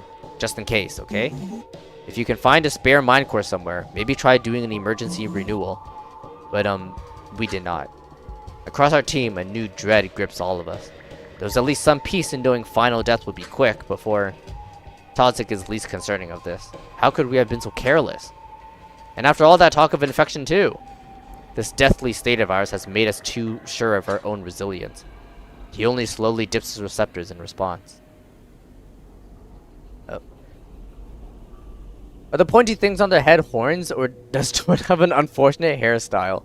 Do you think trying to shake their exposed bone like a hand would be disrespectful? Oh gosh.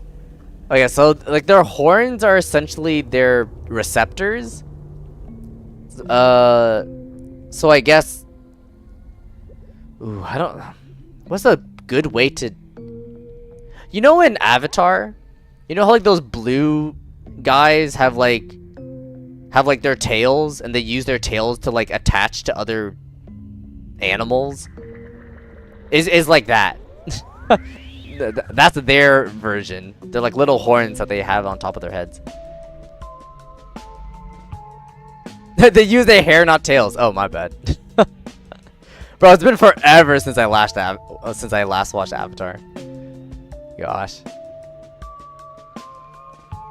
You know exactly what we're talking about. Okay. Essentially. Funny, because you literally watched it for like the first time last night. Oh, wow. Nice. That's like, I've only seen the first movie, though. I haven't seen the second or the third one yet. I heard they're good, but I have no idea.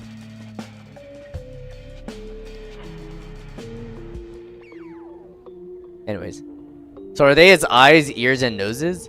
No. Like, they still have their senses. The receptor is just like an additional sense, I guess. And they can do stuff with it. Like, there are some stuff they can record their memories with it, right? Like, they attach some, like, recording device, and it just records their memories as they just go about. They also technically don't need it. Like, they don't really taste stuff, like, with their mouths, but they're able to, like, have a tasting sensation using it. How does Skelly Twin eat? No belly, no anything. Photosynthesis? I have no idea. Apparently they eat something called sphere, but I don't know how they eat. Like, they never showed it. They only showed how they taste. Like, imagine having a device that allows you to taste a specific taste without having to actually eat anything. Like, imagine something like that, if that's even possible. I'm trying to think, like what's even the closest that we have to something like that? Like, imagine, like, you know those, like, scratch and sniff, like, stickers? Or, like, those, like, little cards where, like, you scratch it with your nails and you can smell different things? So imagine something like that, but you can taste it. So you're just free to taste anything that you would want to taste, but without actually having to eat anything.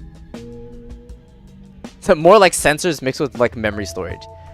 I mean, they can do like a bunch of stuff with these. I don't even know what the heck they're doing. That only through the game right now, we only know that it could really do like 3 different things, right? 1 being recording memories, 2 being they can use it to taste stuff, and then 3 right now is using something called the time stopper, which allows them to essentially make their minds go through like overdrive.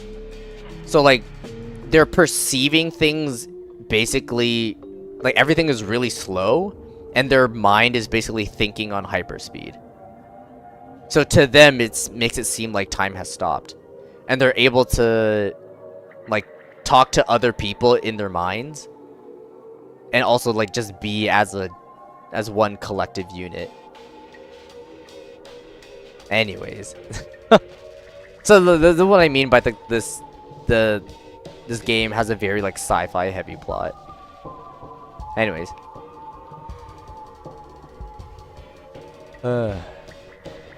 He only is slowly disregarding the response. Okay. Perhaps if we act quickly enough, we may find some help for him after a success.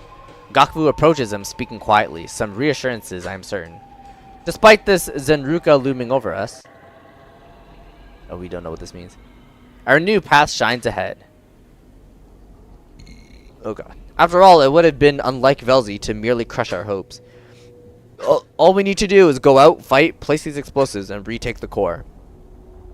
I only hope this is not another cruel feint. Marked entities contain dialogue. Oh, okay. So now we can talk to specific people. Let us prepare. Okay. Oh, there's a lot of people to talk to. What's this? Oh, this is the Dilema pod. Connects to the entwined maintenance drone within dull plane. Suspends physical senses in favor of approximations to dull perception. Okay. Silencing Spire. Purported to project a thin denial structure into the dull plane. Specifics of technology beyond my understanding. Wait, I can't save in here? Oh, I can exit and then save later. Okay, that's fine. Okay. Look, have you seen Mulholland Drive? No. I'm assuming this is a movie, but for some reason it's the name of like a street? Like, I have not seen this, no. Hey, Gokfu, what's up? I don't know if you said this before, but something there looked like they would taste like static. Yes, nothing. You've said this before. And I also agree with you.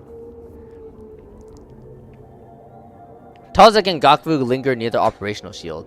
By their stances in the aftermath of some quiet and grim conversation, perhaps that is not the best time, but I must check in. Friends! Tazik, how beholds you? Hello, Agiza. We're just speaking of our interim groundsmind. Our plan for recovery should this new approach work. What of it? Is there a best course you have decided? The silence that follows is sharp enough to carve a mural. But what is the issue? It is not just a matter of structural knowledge anymore. The time stopper will need to be reshaped. The groundsmind will need to learn the core quickly. Idril downplays the complexity involved. What needs to be done is advanced engineering that none of us are readily equipped for. Gokfu is good with instruction, but her expertise would be better served on foot. If we can halt the collapse for long enough, we will need her to help with the areas that Groundsminder can no longer reach. You saw those spine outages. I fear Kavik would crumble under this pressure. He has never done well with it. Idril has a sparse connection to reality. Everyone else is not even close to an acceptable level of corru engineering knowledge. The only choice, the only real choice, is me, Afiza. And now I have, somehow, contracted the only cute illness in history, which apparently tears down its victims to pure madness within winks. I look to Gokfu for anything else, some other light to look to, but get only a resigned twist from her receptors. Then, we do not flee. I am dead either way, you know this.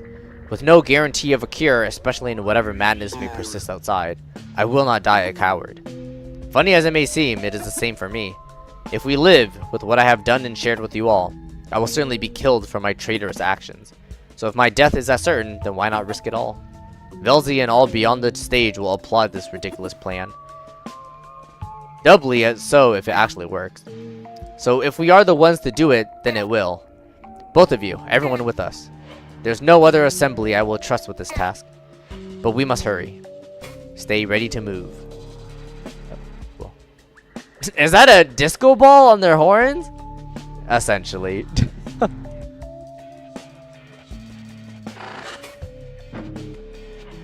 Milza and Karik linger near the Dilema pods. There's some quiet, somber chatter between them. As I approach, they both briefly glance at me in acknowledgement, but Karik continues with a small voice. It felt like we were getting somewhere. I am no Tur, right? I had never had to help someone deal with it, especially not in a direct mental connection, but I am no stranger to it either. My father fought with the same separation trauma after my mother passed. Me, my sisters and brothers, it was like we became invisible to him.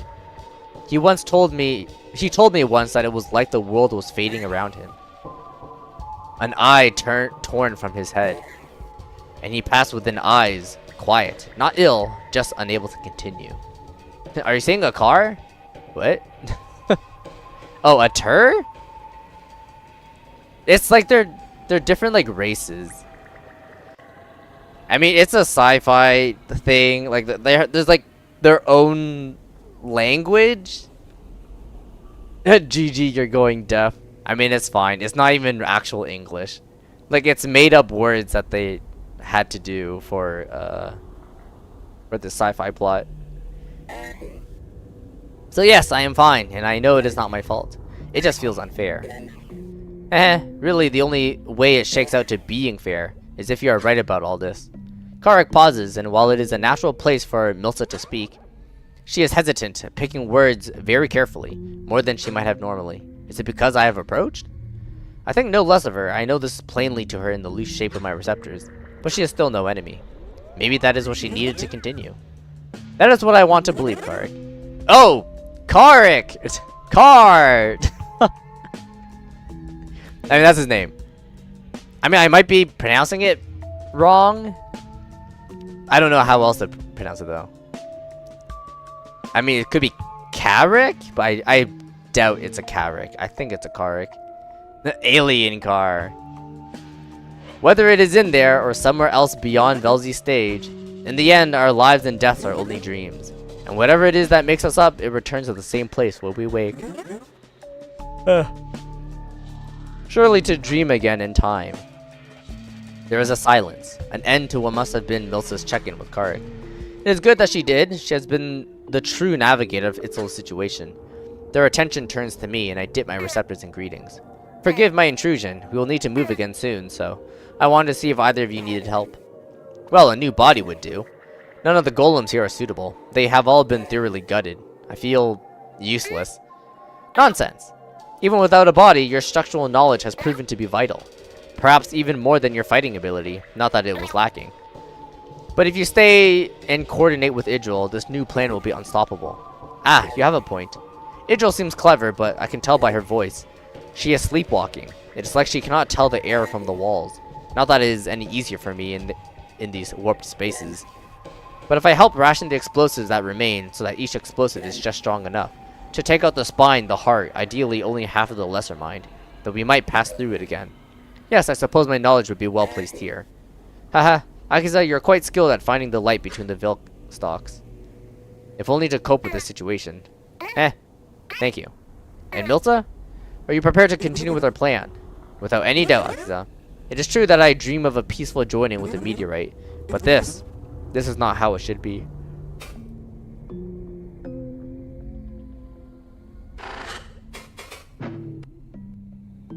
Kavik and Idril have organized some of the dead containers nearby, operating upon an open one. Nearby, piles of organized cysts lie on the ground. Their work is almost wordless as dull-colored cysts are placed within and connected to one another. In my observation, I linger near enough to gain their attention, but it does not halt their efforts. Hi, Akiza. Was there something else you needed? Oh my god, why is there so much? Idril, given your expertise, perhaps you know, how is it that the core is able to do this? It surely was never equipped to act as the catalyst for a ceremony. Haha, no, of course not. But at the same time, it always was, just not intentionally. Really, any cyst with enough mental strength is capable of weaving within the doll, with a little modification. Of course, the core likely needed a few new organs and a particular formation of sphere to begin. But with its reshaping ability and the bodies and golems that got dragged to the core chamber, that must have been trivial. So the only thing it would have been missing were the ceremony sacrifices. A wealth of resources, which also were actually around it all along. The spine and its knowledge pool running below our feet. The dense organs here in this pale corru shell and the rich spire blood they helped to carry. It would have been absurd to think anyone would actually do this. But the tools were always within plain reach of the grounds mind, if they were murderous enough. Did you and your team try to attack the core directly? Force her out somehow. Well, the option did come up, but then we saw that every golem and Q body was gathering within. It was smarter to stop it from the outside. Maybe if we had the time stopper, it would have been possible. Oh well. I see.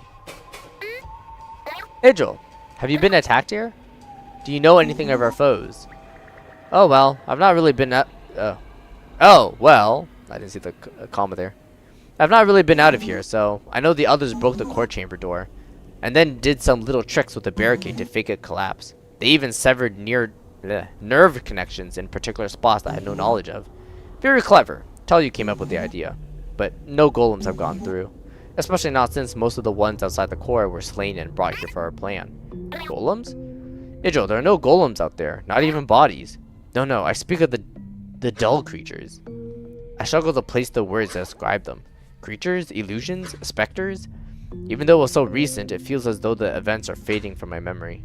Memories of the dull are so often hard to recall, and this overlap is no exception. We were in the lesser mind, and something, a wave, passed over us from the core. The chamber twisted without breaking, changing into different shapes. And then they came through, these shapes of dull light. Appearing like Q or a golem, I think, but they were hazy, inaccurate. We struck them, they fell, they disappeared as if they were never there. But more formed effortlessly until Vakoa cast us aside. Idril pauses her work to stare at me absently. A slight confusion forms in her receptors. I would have expected complete bewilderment. Maybe this is sounding familiar to her? Kavik, maybe you can articulate it better? You know more of the subject. The dull plane is beyond my grasp. Sorry, Akiza, I really do not have a better description either. You really have not seen anything strange, Idril? Idril leans against the container, gaze long drawn away in thought. There's a pause before she returns to us. Well, while observing the ceremony from my pod, I did see the last pulse. You see, the ceremony, it is really just a big corru construct, one that exists mostly within the dull plane. And it grows in pulses, each expansion allowing its tendrils to establish it further. It is part of how contrivances are formed, but usually it all happens too quick to observe like this. The wave you saw was definitely the overlap expanding, which is normal. And the distortion of the chamber really sounds like Yutsu's displacement, a rarely observed phenomenon in overlap, where anchoring tendrils displace physical space. Really, it is more of a pulling than a displacement if the theory is right, but I will spare you all the specifics. It would have to be that ceremony was specifically consciously grasping the chamber you were in, like grabbing a... Great, I don't know what this word is. No idea. Through his protective membrane, but without breaking it. Kavik has paused his work, fascinated. It seems this phenomenon is new to him as well, despite his past work with the doll. But known phenomena aside, there was something really strange. Tendrils from the ceremony that would normally be structuring themselves outwards, acting like anchors for its growth. They acted aberrantly,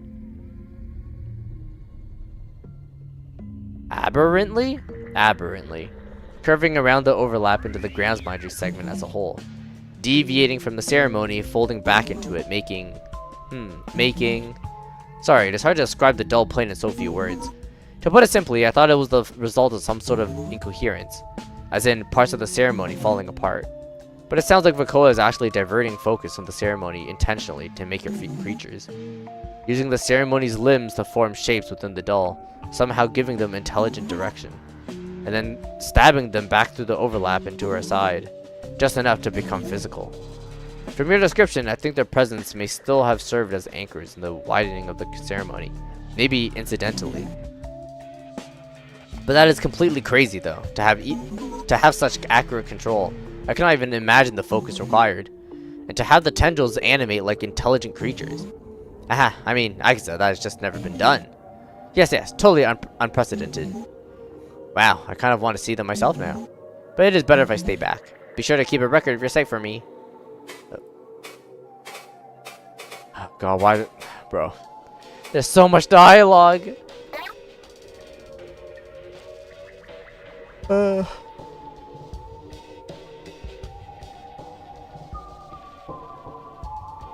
trait of yours that you've had to confront is the need of being acknowledged. You don't like it, and yet everything you've done was based off of it. Are you chasing validation, or are you chasing a phantom that you've made up just for you to follow? Well, Ozomasu, that's for you to self-reflect and find out, I guess. I guess the main question I would probably think is, why do you feel the need to be acknowledged? I guess that's another thing.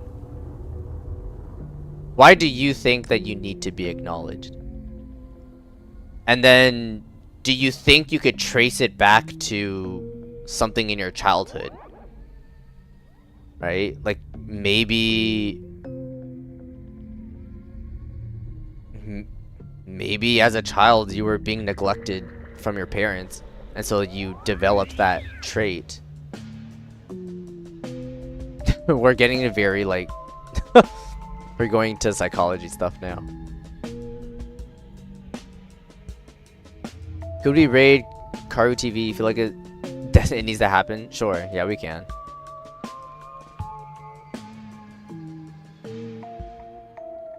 I would definitely say, like, you can just think about stuff and, like, to just do more self-reflection, to just kind of think, I guess, of, like, why you feel that you need to, why you feel this way. And then, I mean, at this point, right, because, like, no one can really give you those answers. You kind of just need to find it for yourself. And then obviously going to an actual therapist, like, they can provide the tools to help you find out exactly what it is. Okay, I don't know if ChatGPT will give you the answer, but I will definitely say, oh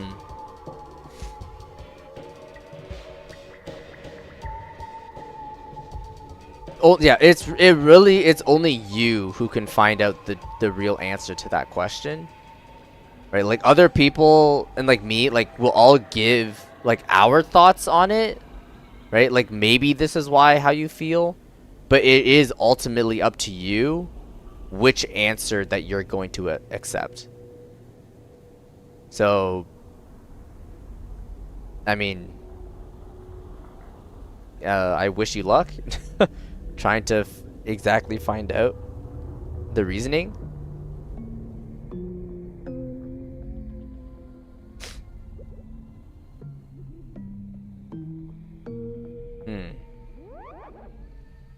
I guess another thing also was Masu is, okay, you don't need to tell me your exact age, but can you like give me a range of how old you are?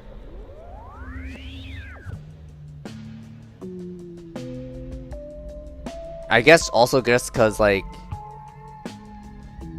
this also kind of seems to be like a problem among, like, young adults or, like, late teens kind of thing.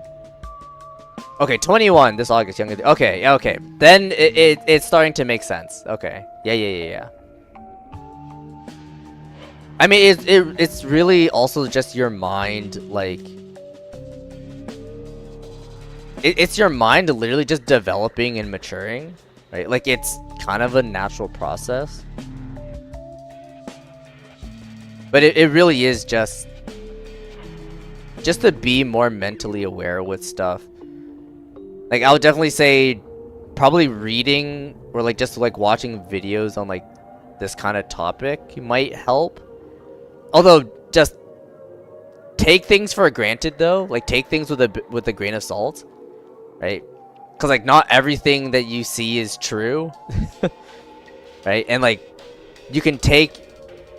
Like, it's good to know people's advice, but it is ultimately up to you whether to take it or not.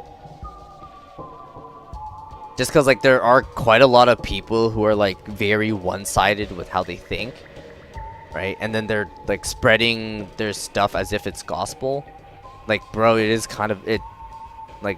It is really annoying how, like, the internet just does that. So, like, it is better, at least in my opinion, to just be open-minded, right? And to be optimistically skeptical, right? That's kind of how I go about things, right? Like, I will always be skeptical with things that I see or hear online, but then also, like, I'll give people, like, benefit of the doubt, but I'm not just gonna take your thing, right, and just fully implement it into me the moment I hear it. right? Because like, what if it's false, right? Like, how do I know, right? So I'm gonna do me. So yeah. Yeah, W Dongo dropping Big Brother advice. Well, I'm just trying to be, you know, trying to be safe here on the internet, and also to also protect you guys from becoming like just one-dimensional characters in the vast majority of society. we gotta treat the youth with absolute care, make them more aware and woke, I guess. I don't know. If you weren't open-minded, you don't suppose you would have asked here first of all, so like, you know? Yeah, that's true. Anyways, I do need to end stream soon. So I probably finish talking to this person. Oh, I can't finish all the options, but finish this option and then I'll go save and then we can continue this tomorrow. It's Idril. Did Vakoa ever hint at this? Ever do anything suspicious? Alright, bye Ozumasu. Bye. How could I phrase this to someone who surely knows nothing of the conflict? Has she ever expressed the desire to awaken an ancient entity buried deep in the bright ocean? We did not really talk much. Imagine the coldest Ekavik you know, and then just make them so distant that they are always just barely out of sight. That is Vakoa. Always here, always operating and watching, and very good at it, but so very detached from everyone even down here. She works so hard so constantly, rarely ever leaving the core. It was like she thought she was alone in her work, sustaining everyone above by her efforts alone. She pauses to lean into the container, connecting some cysts in the dark of its corners. You might think I dislike her, because I say that, but that is what made her a very good groundsman, actually. Very fast, very confident, decision-making, usually for the best. In fact, if it were not for the senseless violence the others told me about, I would think she has a very good reason to be trying to make a ceremony. And who would do it better? Nobody. Wait, you never saw what was happening outside of here? Oh, not physically. When I have not been helping build with the things the others brought me, I've been back in the Delima pod watching. It all seems so far away in there. Okay. Let us save. Oh. Bosco's out here. Right, save. Oh my god, Moth wants to talk to me too? Bro, everyone just wants to talk. Okay, export. There we go. Okay. Alrighty. Okay. We shall see everyone tomorrow. Same time as usual. Same time as usual. 4 to 6 p.m. Eastern time. So do the time conversion solve because I don't relive. And then nothing, we will do your raid. Let me find their channel first. Okay, let me scroll up again. What was the name? Corru TV, okay. Click this, raid. Search. There we go, okay.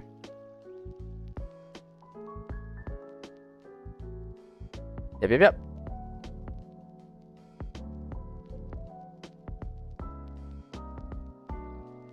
And then we will have the copy pasta.